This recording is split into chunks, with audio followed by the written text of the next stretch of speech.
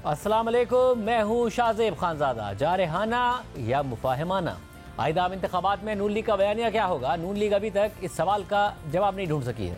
नवाज शरीफ कभी जारहाना लबो लहजा अपनाते हैं और माजी के मनफी किरदारों को सजा देने की बात करते हैं, तो कभी माजी को भूल कर आगे बढ़ने का बयान दे देते हैं। और आज फिर नवाज शरीफ ने माजी के किरदारों से हिसाब लेने की बात कर दी है। 19 सितंबर को जब नवाज शरीफ ने लंदन से पाकिस्तान वापसी का ऐलान किया था, तो साथ ही ये भी कहा था कि मेरी बरतरफी के पीछे जनरल रिटायर्ड कमर जावेद बाजवा और जनरल रिटायर्ड फैज हमीद का हाथ था। साबिक चीफ जस्टिस साकिब निसार और आसिफ सईद खोसा उनके आलाकार थे। उनका जुर्म कत्ल के जुर्म से भी बड़ा है। उन्हें मुआफी देना कौम के साथ नाइंसाफी होगी। 19 सितंबर को नवाज शरीफ ने बयान दिया और अगले ही दिन 20 सितंबर को शहबाज शरीफ लंदन से पाकिस्तान पहुंचने के 48 घंटे बाद ही दोबारा लंदन रवाना हो गए, जिसके बाद ये खबरें आईं कि शहबाज शरीफ अपने भाई और कायद नवाज शरीफ को बयानिया नरम करने पर कायल करने के लिए लंदन गए थे। और फिर हुआ भी यही। नवाज शरीफ तो एक बयान देकर खामोश हो गए, मगर शहबाज शरीफ ने पाकिस्तान वापस आकर लाहौर में कारकुनों से खिताब करते हुए ऐलान कर दिया कि नवाज शरीफ इंतकाम लेने वापस नहीं आ रहे हैं। नवाज शरीफ मीनार पाकिस्तान पर अपना मुकदमा अल्लाह के सुपुर्द कर देंगे। और फिर नवाज शरीफ ने भी वापस आकर यही किया और 21 अक्टूबर की शाम मीनार पाकिस्तान पर अपनी तकरीर में मुफाहिमाना लबो लहजा इख्तियार किया और किसी से भी इंतकाम ना लेने की बात की। लेकिन इसके बाद नून लीग और नवाज शरीफ को सियासत में नए लाडले का लक़ब दिया जाने लगा और फिर ये खबरें आईं कि नवाज शरीफ इस तासुर से परेशान हैं और उसे ख़त्म करना चाहते हैं। 25 नवंबर को सियालकोट चैम्बर के वफ़द से खिताब करते हुए जहां उन्होंने इमरान खान को तनकीद का निशाना बनाया, तो वहीं इमरान खान को इक़्तिदार में लाने वालों पर भी तनकीद की। और आज एक बार फिर लाहौर में नून लीग के पार्लिमानी बोर्ड से खिताब करते हुए नवाज शरीफ ने कहा है कि जिन्होंने मुझ पर बोगस मुकदमे बनाए, कोई उनसे पूछेगा कि आपने क्यों बनाए। हमारा मुतालबा ये नहीं है कि हम इलेक्शन जीत कर हुकूमत बनाएं, हम दूध का दूध और पानी का पानी भी चाहते हैं। आज भी मैं मुकदमे भुगत रहा हूँ और झूठे मुकदमे, सर्टिफिकेट लगा हाई कोर्ट का कि ये सब बोगस थे। अब जिन्होंने बोगस मुकदमे बनाए हैं, कोई उनसे पूछेगा कि आपने क्यों बनाए? कोई उनसे बात करेगा क्यों बनाए? जज बोल रहा है वो शौकत अजीज सदीकी के मेरे पास जनरल फैज आया, मेरे पास आके ये कहा उन्होंने आके हमारी तो 2 साल की मेहनत जाया हो जाएगी अगर नवाज शरीफ को और उसकी बेटी को अगर आपने जेल से बाहर आने दिया। खुद साकिब निसार की ऑडियो टेप है, हमने तो इनको अंदर रखना है, इमरान खान को लाना है। सुप्रीम कोर्ट का चीफ जस्टिस या सुप्रीम कोर्ट का चीफ जस्टिस ये बातें कर रहा है और फिर उसी ने अपने दौर में 190 मिलियन पाउंड के जो पैसे थे वो सुप्रीम कोर्ट में आए थे। कैसे आपने उसको कबूल कर लिया आपने कि आप सुप्रीम कोर्ट में रहे? कौम को बताएं कि डाका डाला किसने इस मुल्क में? चोर चोर कहने वाले खुद चोर हैं और दूसरों को चोर चोर कहते हैं। ये पता लगना चाहिए कौम को, ये इन चीजों का इल्म होना चाहिए। ये हमारा यही मुतालबा है। हमारा मुतालबा ये नहीं कि भी हम जो है ना वो इलेक्शन जीत के हुकूमत बनाए और फिर बड़ी बड़ी गाड़ियों में बैठ के तो अपना वज़ीर आज़म वज़ीर आला बन के घूमते रहे। ये नहीं है। हम अपना अगर मुल्क की खिदमत करना चाहते हैं तो हम दूध का दूध और पानी का पानी भी चाहते हैं। इस मुल्क को खराब किया किसने है? मुफाहमत और मज़ाहमत के बयाने में फंसी हुई नून लीग अपने नए सियासी मुस्तकबिल की तलाश में है। नवाज शरीफ अपने खिलाफ मुकदमात ख़त्म कराने की कोशिशों के साथ साथ सियासी राब्ताकारी में भी मसरूफ़ है। पहले उन्होंने कोयटा का दौरा करके बलूचिस्तान की मुतादिद सियासी शख्सियात को नून लीग में शामिल किया, फिर मौलाना फजल रहमान से मिलकर सीट एडजस्टमेंट पर बात की। उसके बाद खुद चलकर काफ लीग के सरबरा चौधरी शुजात हुसैन के पास गए और सीट एडजस्टमेंट पर बात की। और आज ये खबर आ गई है कि शहबाज शरीफ से जहांगीर तरीन की मुलाकात हुई है। जी न्यूज़ की राय के मुताबिक लाहौर में शहबाज शरीफ से जहांगीर तरीन की मुलाकात हुई है, जिसमें नून लीग और इस्तेकाम पाकिस्तान पार्टी के दरमियान सीट एडजस्टमेंट पर इत्तफाक हो गया है। सीटों का नंबर क्या होगा ये अगली मुलाकातों में पेपर वर्क के साथ तय होगा। जराये के मुताबिक मुलाकात में राना सनाउल्लाह या सादिक भी शरीक थे, जबकि IPP की तरफ से ऑन चौधरी मुलाकात में शरीक हुए। इस सूरत पे बात करेंगे नून लीग के सीनियर रहनुमा एहसन इकबाल साहब हमारे साथ मौजूद है। एहसन इकबाल साहब, बहुत शुक्रिया शो में ज्वाइन करने के लिए। क्या कंफ्यूज्ड हैं नवाज शरीफ? कभी कुछ कहते हैं, कभी कुछ कह देते हैं, फैसला नहीं कर पा रहे हैं कि मुफाहमत के साथ आगे बढ़ना है या फिर मुजाहिमत वाला बयानिया अपनाना है? तनकीद से परेशान हो जाते हैं? देखिए शाहजेब, मैं ये कहूँगा कि इसमें कोई तजाद नहीं है। जहाँ तक पाकिस्तान की तरक्की का सवाल है, पाकिस्तान के मुआशी चैलेंजेस से मुल्क को निकालने का सवाल है, तो यकीनन इसके लिए हम किसी मुल्क के अंदर इंतशार के मुतामिल नहीं हो सकते। हम चाहते हैं कि मुल्क के तमाम इदारे और मुल्क के अंदर सियासी जमातें एक वसी कौमी मफाहमत के नतीजे में अमन और इस्तेहकाम को फ़रोग दें ताकि मुल्क की मईशत आगे बढ़ सके। लेकिन दूसरी तरफ हम ये भी समझते हैं, और ये हमारे सियासी ईमान का हिस्सा है, कि पाकिस्तान का वफाक और पाकिस्तान का मुस्तकबिल इस मुल्क के अंदर आइन की सरबुलंदी के साथ जुड़ा हुआ है। लिहाजा हर वो कोशिश जो इस मुल्क में आइन को सबवर्ट करेगी, हर वो कोशिश जो इस मुल्क में आइन के मावरा कोई कदम करेगी या वो सबवर्ट करेगी डेमोक्रेटिक प्रोसेस को, उससे हम मज़ामत का रास्ता जरूर इख्तियार करेंगे, क्योंकि ये पाकिस्तान की बका का सवाल है, ये पाकिस्तान के मुस्तकबिल का सवाल है। लिहाजा इन दोनों मगर ऐसे मतलब माजी में किया उस पर करेंगे या जो मुस्तकबिल में अगर करेगी तो मुजाहमत करेंगी? क्योंकि माजी में जो हुआ उसमें जब आप एक दफ़ा हुकूमत में आए, जनरल मुशर्रफ के खिलाफ आपने मुकदमा चलाया, तो फिर जो कुछ हुआ सबने देखा, तो ये कहा जाता है कि जी उसकी मिसाल सामने रखते हुए अब नून लीग का ऐसा कोई इरादा नहीं इख्तिदार में आकर, नवाज शरीफ साहब खुद भी कह चुके मैं इंतकाम लेने के लिए नहीं आया हूं, मगर आप ये कह रहे हैं कि ये जो कुछ किया गया था इसका एहतसाब करेगी नून लीग इख्तिदार में आकर। देखिए, इसको नवाज शरीफ साहब अपनी 21 अक्टूबर की तकरीर में बहुत अच्छी तरह कह चुके हैं कि ये बहुत घिनौने जराइम है जो किए गए हैं, लेकिन उन्होंने कहा कि मेरे दिल में कोई इंतकाम की बू नहीं है, क्योंकि हम मुल्क को किसी नए बहरान में नहीं धकेलना चाहते। लेकिन इसके साथ साथ कतन इसका ये मकसद नहीं है कि जो माजी में इतनी घनौनी साजिश हुई है उसके बारे में हम बिल्कुल उसको मिट्टी डाल के दफन कर दें, ताकि आइंदा भी हम ऐसे ही हादसों से गुजरते रहें। और इसके लिए मैं ज़ाती तौर पे समझता हूँ, और इसको मुख्तलिफ लोग भी कह चुके हैं, कि हमें जो भी हुकूमत आएगी उसका फर्ज होगा कि वो इलेक्शन के बाद एक ग्रैंड नेशनल डायलॉग करे, और वो ग्रैंड नेशनल डायलॉग के नतीजे में अगर एक ट्रूथ एंड रिकंसिलिएशन कमीशन बनता है जिसमें जो इस तरह के माजी की गलतियां हैं उसके बारे में हम रिकॉर्ड की दुरुस्तगी कर सकते हैं, और एक अज़म तमाम इदारे कर सकते हैं और तमाम पाकिस्तानी कर सकते हैं कि आइंदा हम इन गलतियों को नहीं दोहराएंगे और अब हमने आगे की तरफ चलना है, तो मैं समझता हूं कि वो एक बहुत बड़ा ब्रेक थ्रू होगा। क्योंकि हमें एक ग्रैंड अंडरस्टैंडिंग की जरूरत है अगर हमने मुल्क को अगले 25 साल के लिए बचाना है। देखिए, मैं एक सवाल आपको पेश करना चाहता हूं। आज से 25 साल के बाद इस खित्ते में दो ममालिक अपनी 100 साल की आज़ादी की तकरीबात मना रहे होंगे, एक हमारा हमसाया मुल्क और एक पाकिस्तान।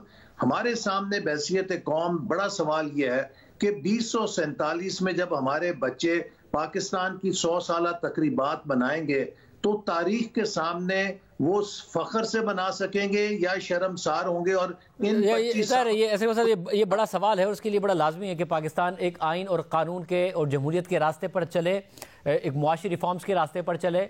मगर एक और जो सवाल है वो ये कि आप लोग इस कॉन्फिडेंस का भी इज़हार कर रहे हैं कि जी हमारे पास तो जोक दर जोक लोग आ रहे हैं, 13 दरख्वास्तें आ रही हैं कि एक हल्के से राना सनाउल्लाह साहब ने दावा किया, मगर नवाज शरीफ साहब मुलाकातें भी कर रहे हैं, मौलाना फजल रहमान से की, इशराक हुसैन साहब से की, और आज जो खबर आई है वो जहांगीर तरीन साहब से मुलाकात की शहबाज शरीफ साहब ने। सीट एडजस्टमेंट के लिए जा रहे हैं आप। अगर इतनी लोग बेताब हैं नून लीग का टिकट लेने के लिए तो इतनी सारी सीट एडजस्टमेंट क्यों कर रहे हैं? देखिए, इसमें जैसे आपको मालूम है कि हम मुख्तलिफ मौक़ों पे कह चुके हैं कि जहां पर हम इस बात में दिलचस्पी रखते हैं कि हम वाज़े अक्सरियत के साथ एक मुस्तहकम हुकूमत बनाएं, इसके साथ साथ ये भी एक ज़रूरत है कि आप एक वसीउल बुनियाद ताईद आने वाली हुकूमत की पुश्त पर जमा करें, ताकि वो इस्लाहाती एजेंडा जो पाकिस्तान की ज़रूरत है उसके लिए एक बहुत ब्रॉड बेस्ड कंसेंसस और पॉलिटिकल सपोर्ट मौजूद हो। लिहाजा वो तमाम जमातें जो पाकिस्तान मुस्लिम लीग नून के मंशूर और इस मुल्क की इक्तसादी और मुआशी तरक्की के हमारे एजेंडे के साथ इत्तफाक करती हैं, हम यकीनन कोशिश करेंगे कि उन तमाम कुव्वतों की ताकत को मुजमा किया जाए ताकि हम ज्यादा से ज्यादा मौसर मैंडेट हासिल कर सकें। पाकिस्तान आपको मैंडेट कैसे मिलेगा अगर आप सीट एडजस्टमेंट करते हैं? लोधरा में 2 में से 1 सीट पर अगर जहांगीर तरीन साहब के साथ कर लेते हैं, सियालकोट में से क्या 2 में से 1 सीट पर फिरदौस आशिक एवान साहिबा के लिए आप पीछे हट जाएंगे? फैसलाबाद में क्या आबिद शेर अली की सीट पर फर्रुख हबीब के लिए आप पीछे हट जाएंगे? लाहौर में क्या अलीम खान साहब के लिए पीछे हट जाएंगे? क्या करेंगे? देखिए, इसीलिए जो उनकी मुलाकात हुई है उसमें एक असूली इत्तफाक किया गया है, लेकिन ये फिर मुज़ाकरात के अंदर कमेटीज के अंदर देखा जाएगा जहां पे हमारे कैंडिडेट्स ऐसे हैं कि जिनको हम कॉम्प्रोमाइज नहीं कर सकते, वहां पे कतन हम सीट एडजस्टमेंट नहीं कर सकते।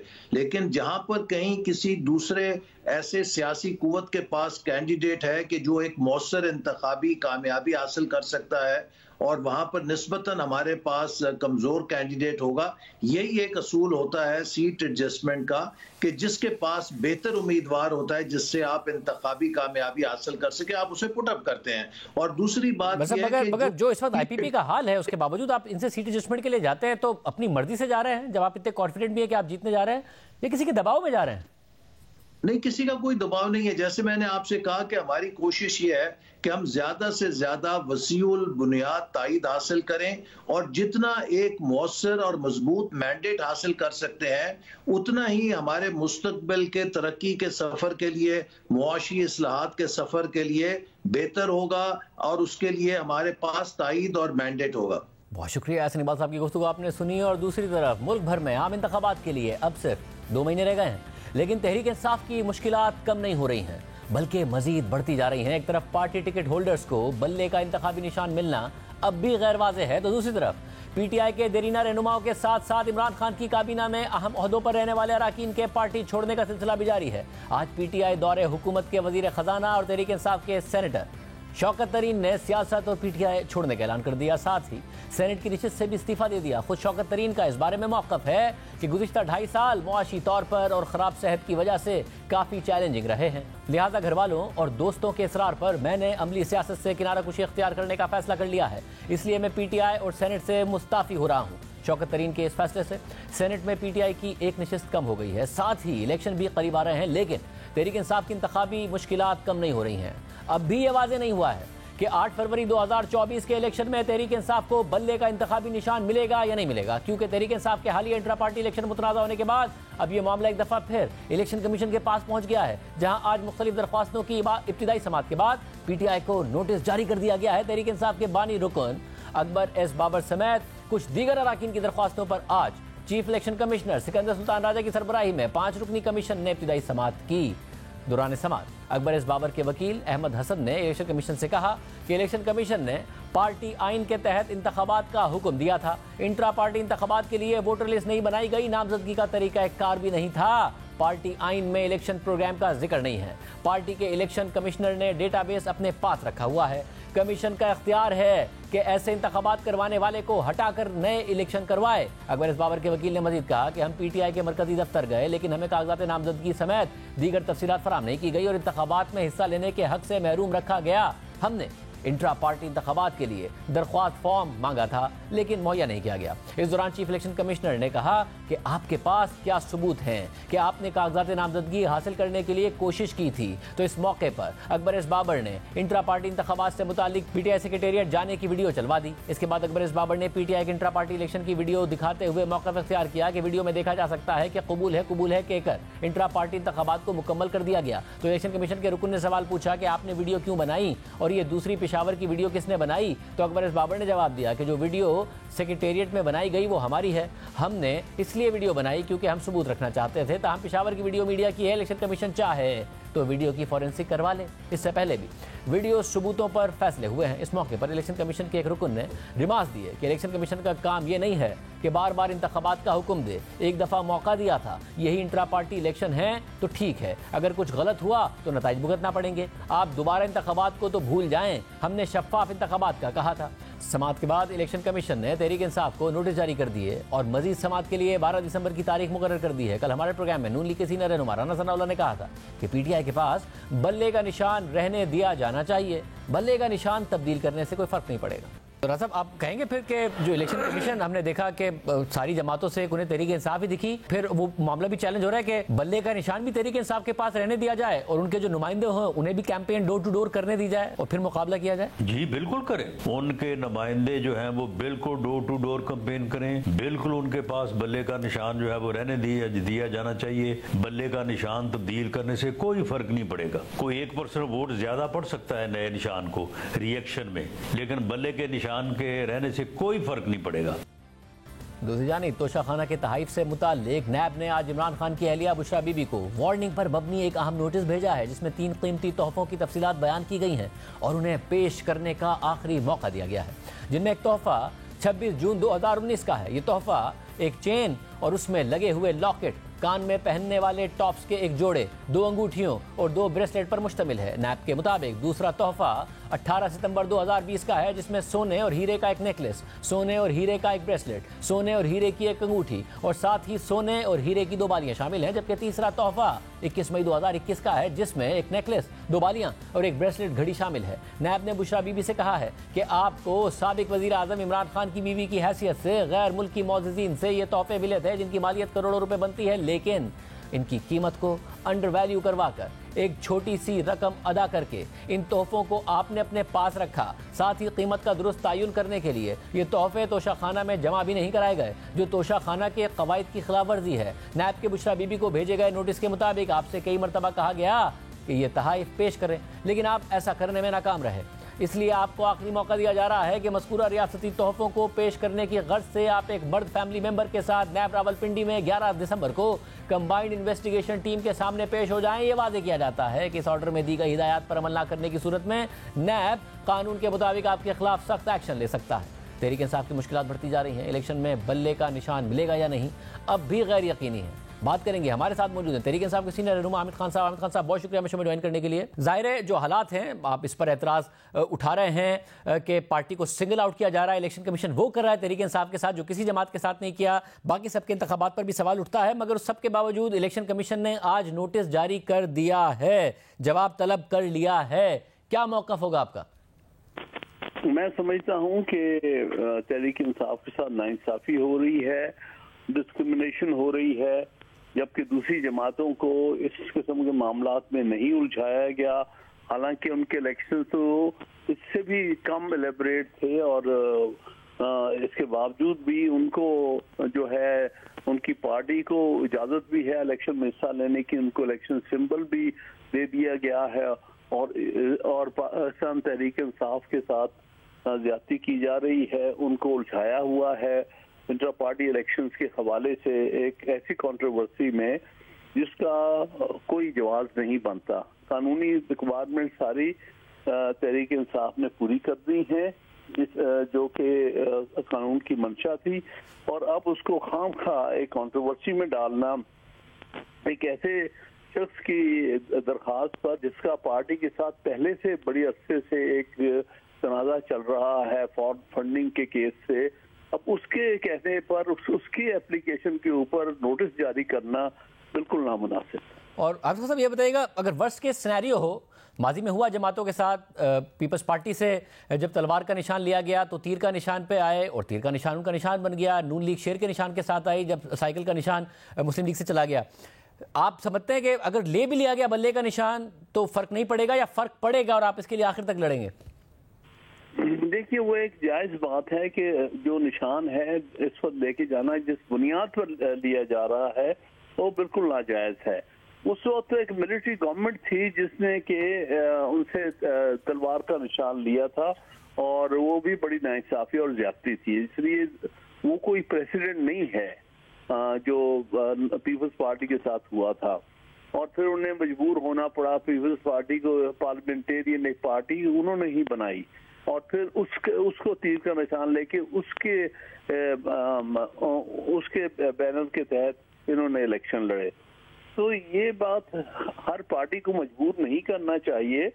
तो क्या फर्क पड़ता है अगर उसको ओरिजिनल निशान ही रहने दिया जाए तो उसमें क्या हर्ज है? क्यों इस एक झगड़े में उलझा दिया है पाकिस्तान तहरीक इंसाफ को? हालांकि ये वक्त है कि उन्होंने पार्टी ने इलेक्शन की तैयारी करनी है, उनकी लीडरशिप को आज़ाद किया जाए, उनके कारकुनान को आज़ाद किया जाए ताकि वो खुल के पार्टी में जो आने वाले दिनों में इलेक्शन होने वाला है 8 फरवरी को, उसमें वो खुल के हिस्सा ले सकें और अपने अपने हलकों में कैंपेन कर सके और नेशनल कैंपेन भी चलाई जा सके।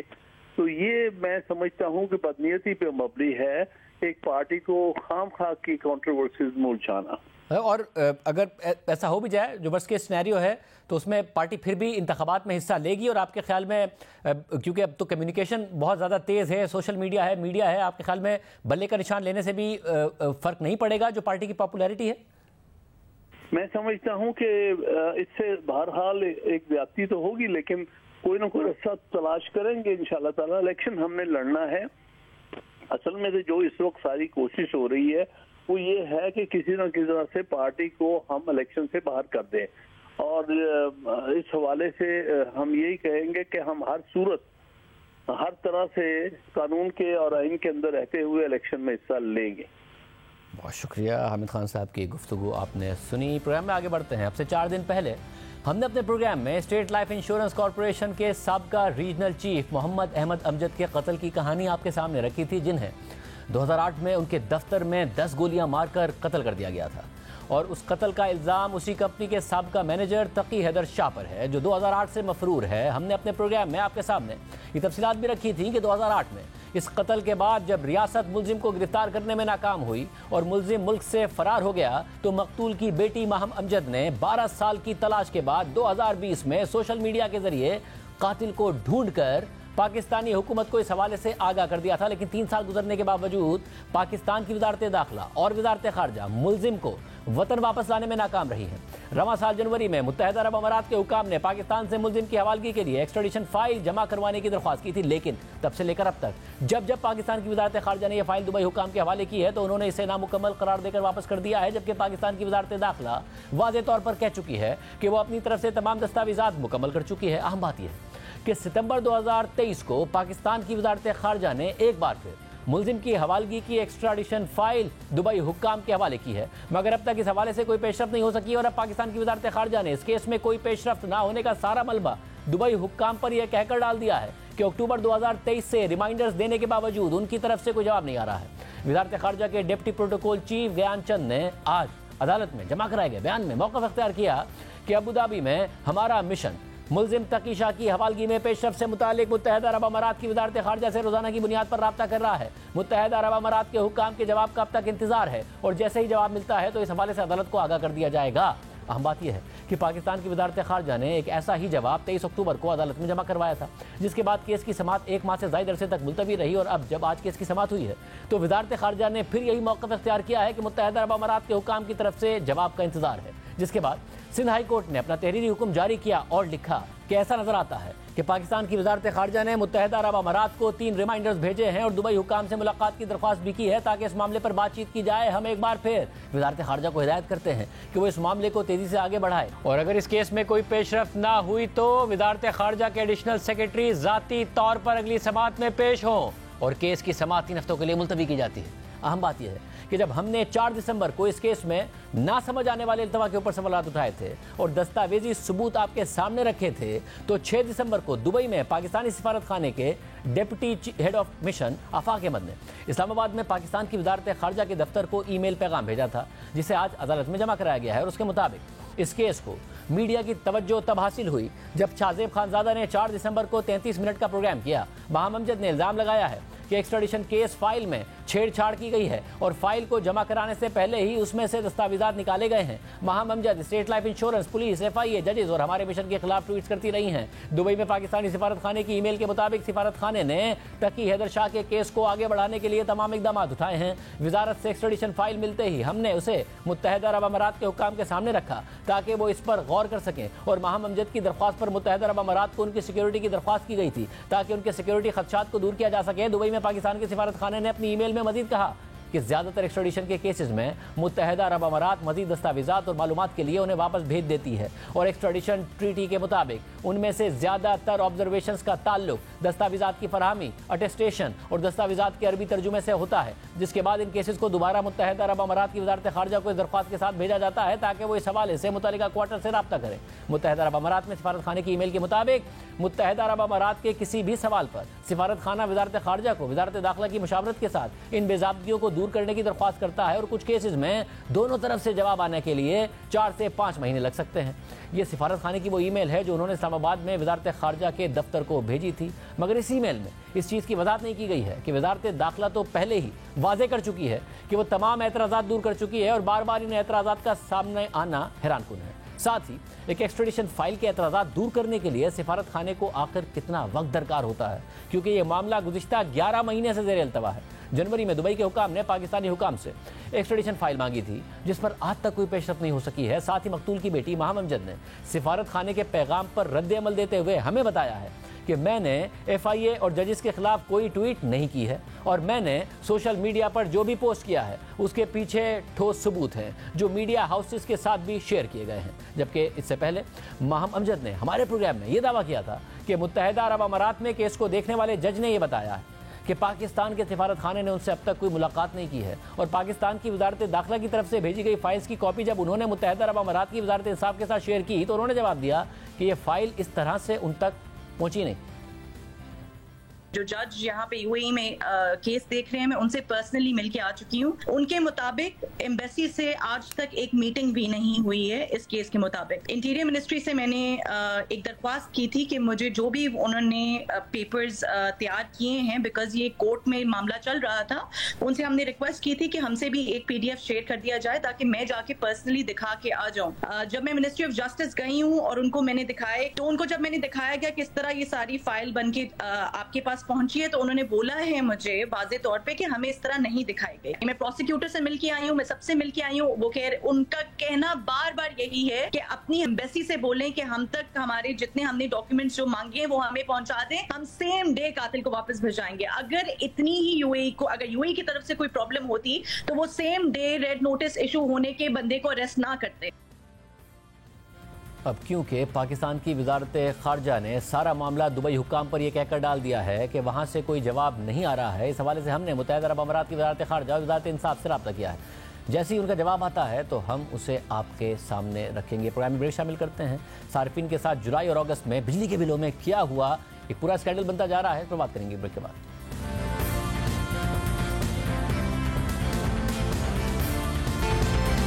मुल्क में बिजली के सेक्टर के हवाले से मुसलसल सवालात उठते रहे हैं और गुज़िश्ता दिनों नेपरा की इंक्वायरी रिपोर्ट ने मजीद सवालात उठा दिए हैं, जिसमें बताया गया कि सारिफीन से ज़्यादा बिल वसूल किए गए और वो भी मुख्तलिफ तरीक़ों से किए गए।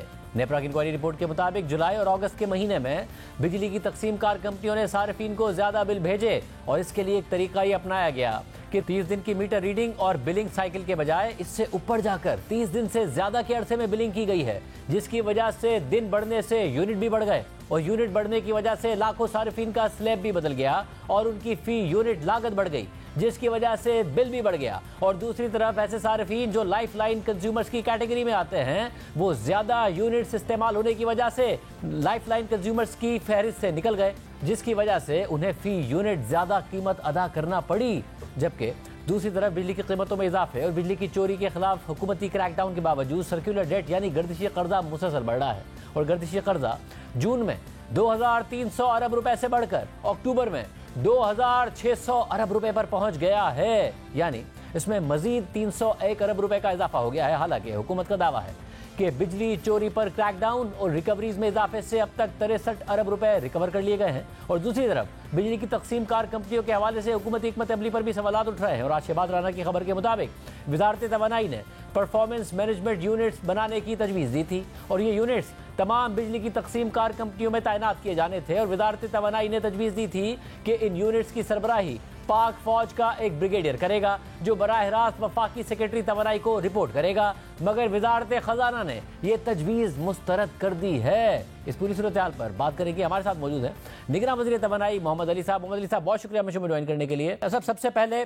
ज़ाहिर जो सवाल उठ रहा है वो नेपरा की इंक्वायरी रिपोर्ट के हवाले से है। जुलाई और अगस्त में लाखों सारिफीन को बहुत महंगे बिल भेजे गए, जो बिलिंग साइकिल था वो 30 दिन से ऊपर कर दिया गया, फिर जो जाली मीटर हैं वो उनके ज़रिए बिल्स भेजे गए और ये तकरीबन अक्रॉस द कंट्री हुआ है। 80% सारिफीन ज़ाहिर पंजाब में है। जी, थैंक यू शाहजेब साहब। नेपरा की जो रिपोर्ट आई है उसके अंदर जो डेटा है उसमें मिस्टेक्स हैं और इसके ऊपर एक तो हमने इंक्वायरी कमेटी जो बनाई है अगले 15 रोज़ में वो अपनी रिपोर्ट भी दे देगी, लेकिन उससे पहले इंशाल्लाह बिफोर मंडे या बाय मंडे हमारी पावर डिवीज़न की वेबसाइट पे जो इसके रिबटल हैं और जो गलतियाँ हैं वो सारी हम हाईलाइट कर देंगे। एक्चुअली इसके अंदर कैलकुलेशन एरर्स हैं और जिस तरीके से डेटा लिया गया है और जो सैंपल यूज़ किए गए हैं उसके अंदर गलती है।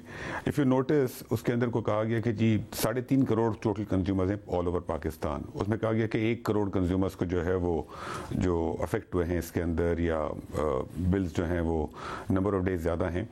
तो हमने जो डेटा देखा है ये नंबर्स बिल्कुल गलत हैं बिकॉज पहले 2-3 बातें हैं। पहली बात तो उन्होंने जुलाई और अगस्त दोनों को काउंट किया है इसके अंदर। दूसरी बात ये कि जो हमने नंबर्स किए हैं, हमारे हिसाब से टोटल जो कंज्यूमर्स अगर अफेक्ट हुए हैं, जिनका स्लैब अगर चेंज हुआ है, तो जुलाई में 8,71,000 हैं और अगस्त के अंदर 8.5 लाख हैं। और उसके अंदर भी जिनका स्लैब चेंज होता है किसी एक माह में, फिर अगले माह में वो स्लैब रीएडजस्ट हो जाता है। बिकॉज अगर किसी माह में 33 दिन की बिलिंग होती है तो अगले माह में 27 दिन की बिलिंग होगी, बिकॉज साल में 12 माह की ही बिलिंग होती है, किसी को 11 या 13 बिल्स नहीं मिलते।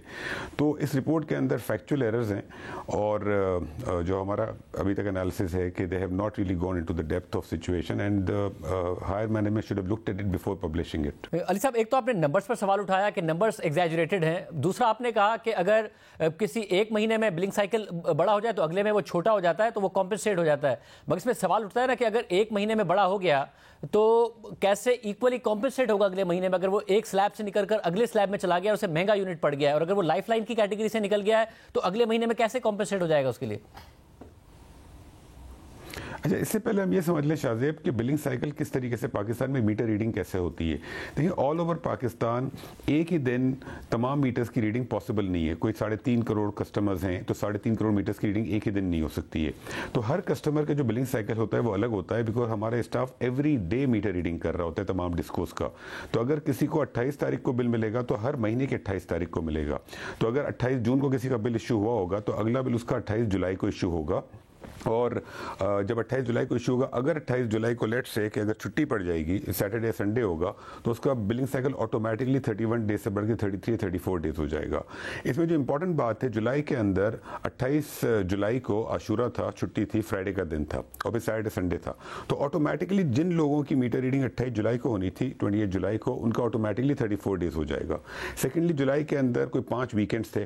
तो ये कोई नई चीज़ नहीं हुई है, पहली बार नहीं हुई है। पिछले कोई 50 वर्षों से पाकिस्तान में इसी तरीके से मीटर रीडिंग होती है। दुनिया के बहुत सारे ममालिक में ऐसे ही होती है कि कुछ कस्टमर्स का जो नंबर ऑफ डेज हैं वो 30 की जगह या 31 की जगह 32, 33, 34 तक पहुंच जाता है। लेकिन अगर किसी एक माह में वो उसका स्लैब अगर चेंज भी होता है, जरूरी नहीं है कि हर कस्टमर का स्लैब चेंज हो। अगर नंबर ऑफ डेज 33 34 हुए हैं और अगर स्लैब एक माह में चेंज होता है तो अगले माह उसकी चूंकि 26 से 27 दिन की होगी तो उसका स्लैब नीचे भी आ सकता है। लेकिन हमारे सिस्टम में 2 चीजें हैं। पहली बात, जो भी बिलिंग नंबर ऑफ डेज अगर ज्यादा होता है तो तमाम कस्टमर्स का इवैल्यूएट किया जाता है कि उसका स्लैब चेंज हुआ है या नहीं हुआ है, कौन सा लोअर स्लैब से हायर स्लैब में गया है, कौन सा लाइफलाइन कस्टमर चेंज हुआ है और कौन सा प्रोटेक्टेड से अनप्रोटेक्टेड में गया है। और उसके बाद उन तमाम कस्टमर्स को इवैल्यूएट करके उसके अंदर उनकी एडजस्टमेंट की जाती है बिलिंग के अंदर। हाँ, ये सिस्टम परफेक्ट नहीं है और इसके अंदर आई एम श्योर गलतियां होती होंगी, लेकिन these systems are already in place. और सेकेंडली, ये जो अफेक्ट हुए हैं लोग, वो 1 करोड़ या 50 लाख नहीं हुए हैं, ये तकरीबन 8.5 लाख कस्टमर्स हुए हैं। And I give you the exact number. Total customer जो प्रोटेक्टेड से अनप्रोटेक्टेड गए थे जुलाई में, वो 2 लाख कस्टमर्स थे out of 35 million, which is 0.6%, less than 1%। और जो अगस्त में थे वो 1,13,000 थे, विच इज 0.3%। तो they very small numbers. I mean 100 में 1 से भी कम customers. I am not saying it's perfect, it should not happen, but these are the errors which happen in the system, which is a very large system. जो एक बात समझ में आ रही है वो ये कि आपने कहा कि एक तो आशूरा आ गया था, इसके अलावा जो छुट्टियां होती हैं उसकी वजह से जो साइकिल है वो बदल जाता है अगर छुट्टियां आ जाएं। तो उसमें जो एक सवाल पैदा हो रहा है वो ये कि मुख्तलिफ जो डिस्ट्रीब्यूशन कंपनीज हैं उनके लिए मुख्तलिफ क्यों? कि अगर मुल्तान की इलेक्ट्रिक पावर कंपनी है उसमें 57 लाख जुलाई में थे, तो गुजरावाला के सिर्फ 4,63,000 थे, फैसलाबाद के 3,54,000 थे और के इलेक्ट्रिक का एक भी नहीं था। ये जो छुट्टियां थी ये क्या कराची के कंज्यूमर्स को नहीं इम्पैक्ट किया? कि इलेक्ट्रिक के जो एम्प्लॉयज़ हैं वो नहीं थे छुट्टी पर? तो शाहजेब साहब, आपने खुद ने ही अपने सवाल में जो जवाब दे दिया, जो मैं खुद भी कह रहा हूँ कि दीज नंबर्स आर रॉन्ग, ये नंबर्स गलत हैं। 57 लाख पहली बात तो जो उन्होंने नंबर दिया हुआ है बिल्कुल गलत है, और बाकी भी जो नंबर्स हैं वो सारे के सारे नंबर्स गलत हैं।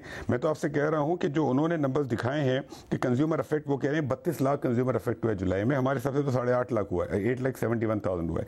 जो नंबर्स जो हैं, जो उन्होंने क्वेरीज रन की हैं सिस्टम में, बिकॉज 35 मिलियन अगर क्वेरीज होती हैं, जब उसमें आप रन करते हैं कोई भी क्वेरी तो एक सर्टेन मैक्रो डालना पड़ता है। If A is greater than B and if the slab changes, it's a complicated macro that you have to right.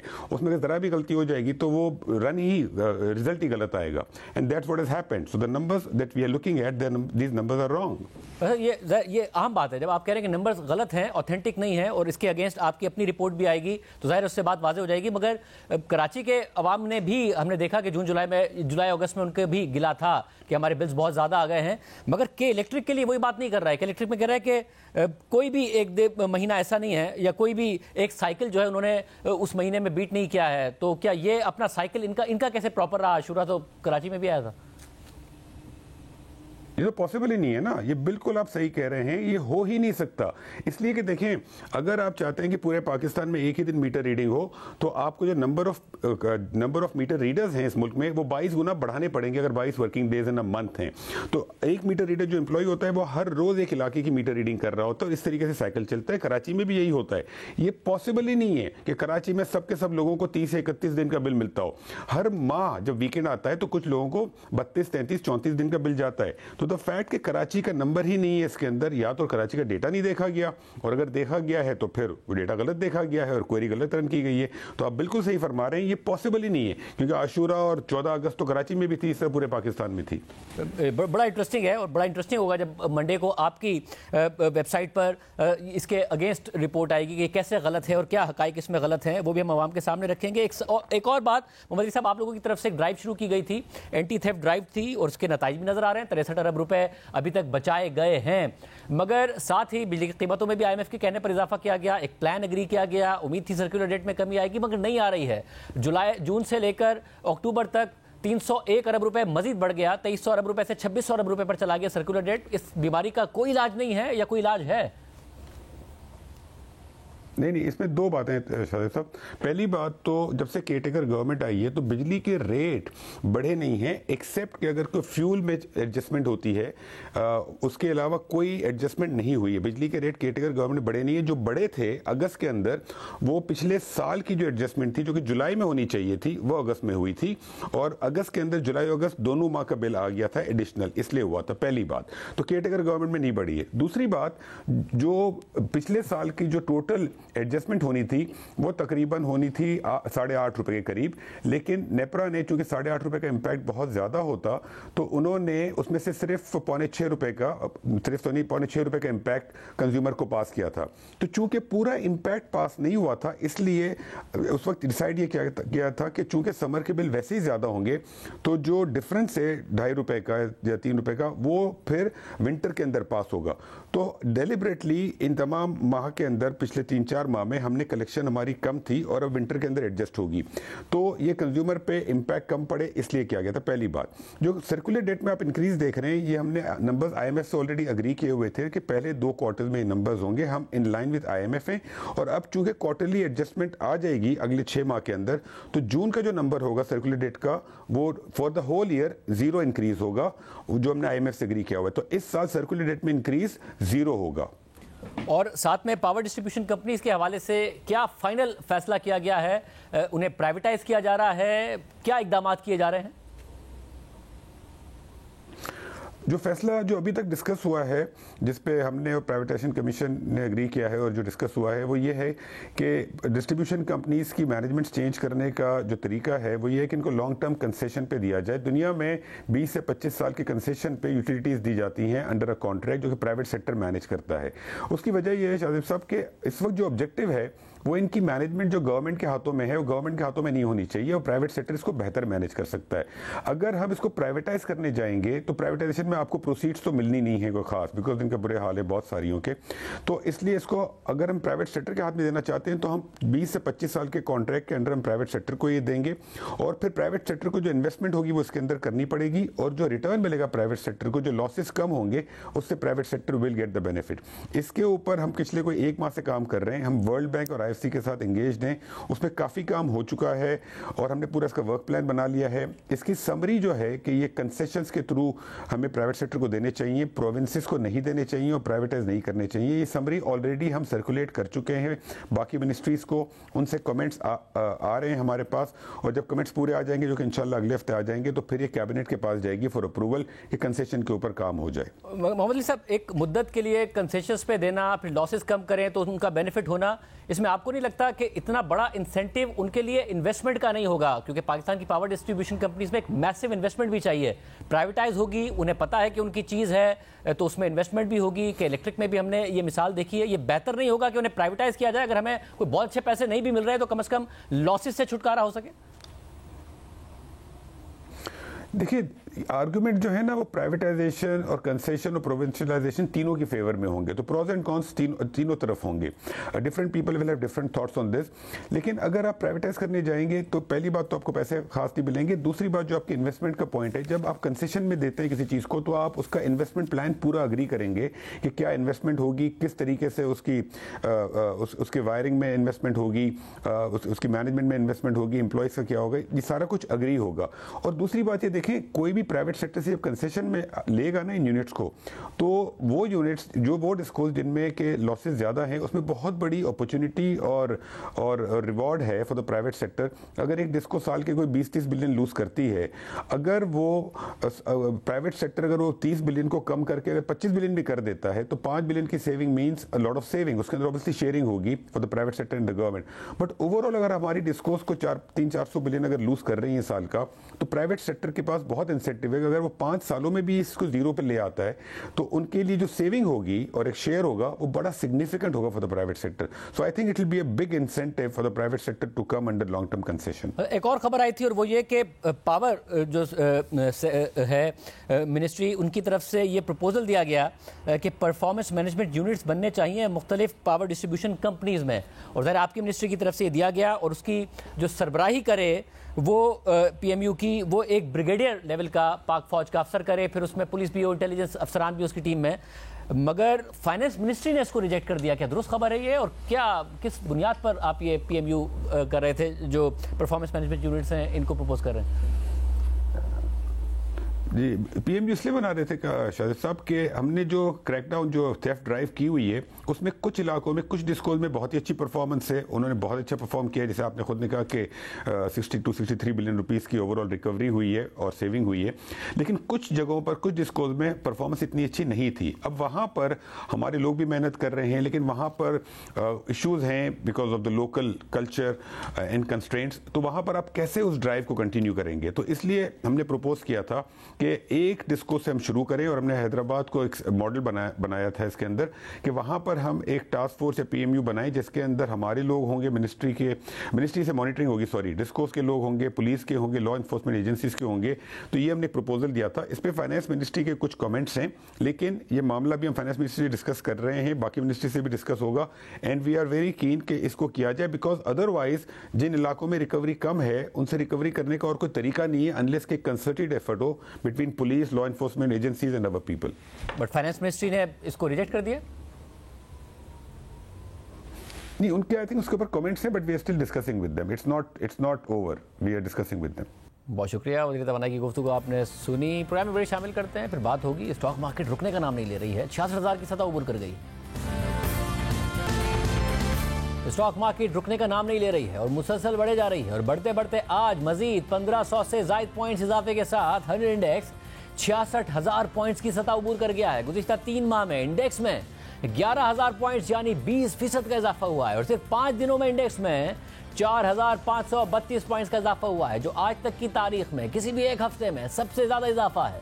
Market analyst का कहना है कि सियासी गैर यकीनी के खात्मे, IMF के टारगेट्स का हुसूल और मुस्तकबिल में शरह सूद में मुतवक्के कमी की वजह से इस वक्त मार्केट में तेजी नजर आ रही है। इसके अलावा उनकी राय है कि गुज़िश्ता बरसों में सियासी और मुआशी अदम इस्तेहकाम से मार्केट इतनी गिर गई थी कि ये इजाफा मुतवक्के ही था। मार्केट में बैरूनी सरमायाकारी में भी इजाफा हुआ है, जबकि आज स्टॉक मार्केट में पहले इजारा सुकूक की नीलामी में भी जबरदस्त शिरकत देखी गई, और 30 अरब रुपए की हुकूमत की ऑफर के मुकाबले में 470 अरब रुपए की शिरकत देखी गई है। अब हुकूमत फैसला करेगी कि वो किस शरह पर कितने पैसे मार्केट से उठाती है। जबकि दूसरी तरफ IMF के साथ स्टाफ लेवल मुआहिदा होने के बाद अब यह खबर भी आ गई है कि IMF बोर्ड के 11 जनवरी 2024 को होने वाले इजलास में पाकिस्तान को $70 करोड़ की किस्त जारी करने का मामला देखा जाएगा, और जाहिर है कि स्टाफ लेवल मुआहिदे के बाद IMF बोर्ड से मंजूरी की ही तवक्को की जा रही है। जबकि दूसरी तरफ रुपए की कदर में इस्तेहकाम नजर आ रहा है। आज भी डॉलर के मुकाबले में रुपए की कदर में बेहतरी आई, और इंटरबैंक में डॉलर